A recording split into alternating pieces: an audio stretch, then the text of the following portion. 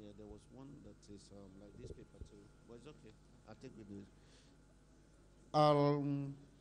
There were questions that bordered on Payo Duko. You were asking about soil remediation and the integrated soil management center. This question can also answer the last question. This answer can also apply to the last question of Ganitoba.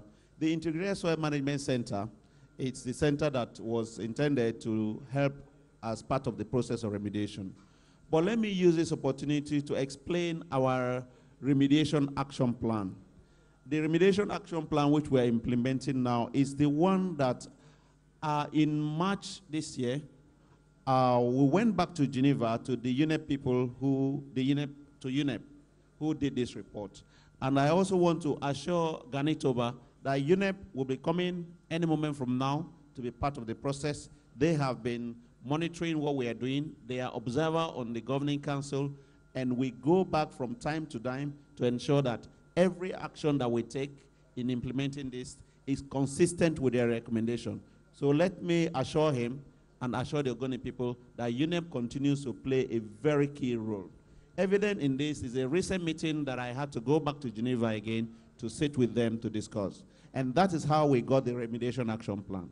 The action plan says that this first phase of sites we are going to take out, we are taking out the less complicated ones first, so that will give us time to take more detailed look and investigate the more complex sites.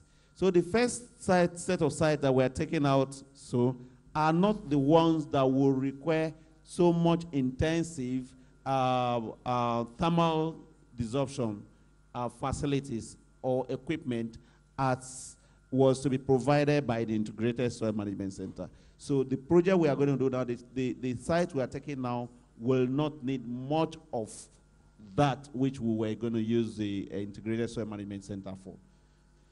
So further question is about Kadilo Kabari. You spoke about training. Yes, we have done some training for the youth, and I understand the need to train more of our people. But the training will have to be done in segments. If you also look at the adverts, when we advertise for companies, the remediation companies, there was also a training component for the companies that we want to use. For those companies on their own, if we give you the job to carry on more large-scale training for the youth and the people they are going to utilize. So we'll have different level of training for the youth. We'll have the one that high prep in partnership with other competent people, especially UNEP. We couldn't go on to train people for the sake of training them. We train them to give them real capacity and the skill that they need to do the work. And that is where UNEP is coming in. We are still happy to work with other people, including the NDDC, to do further training on the large scale. But it's important that the technical manpower that we use, we need to do the work, that we have that in-house. Why is it important to have the technical manpower and the training? It's important because we have the advantage, the benefit of starting this project. And the manpower and the technical skills, we could be that project that supply expertise to the rest of the region if we capture this properly. And there are levels of training that could propagate other activities and other skills. If you train people from the bottom, then it probably ends there. If you train people at the top, then those people at the top could further train so many other people. I would like us to keep our eyes high up there so we can reap the benefits across board. We also look at, Ganitoba, you spoke about issues.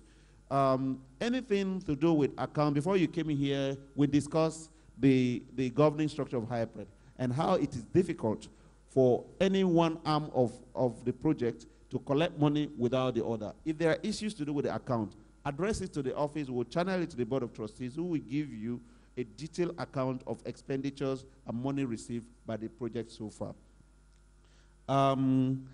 If there are any questions that were asked here that have not responded, I would like to be reminded, but we're still open. Yes. Any more questions? What was your question? Further questions will be coming after now, so we take the next set of questions and I will still respond to it. All right. Do we have more questions? Dr. Peter Mede will I would like to talk about the escrow account and issues that borders on the money, just very quickly. Thank you. Well, let me inform the question on the escrow account. Yes, the account we have with Standard Chartered Bank of England is an escrow account. But what we will not do is to go behind to do any discussion on how to do any kickback. We will not do that because that's a corporate account. If anybody has an individual escrow account, you can go behind to do any backyard or behind negotiation. But as a corporate account, we will not mangle with Ogoni money to go and discuss behind what will be either this or what will be either that. However, we are talking with the banks that are working with us to see how the local banks can open branches in Ogoni. We have proposed that any of the Nigerian banks must have branches in Ogoni so that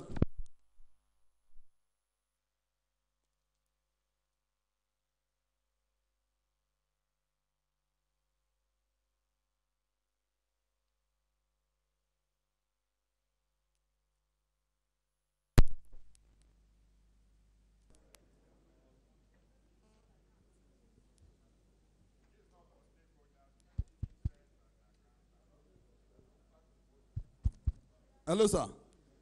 When it comes to the issue of accrual interest on the account, all that is what necessitated the Board of Trustees to have fund managers. We have a fund management team that is managing the fund, and they will be able to know how much of interest will be accruing to the account, and they will be able to see how those interests will be properly managed.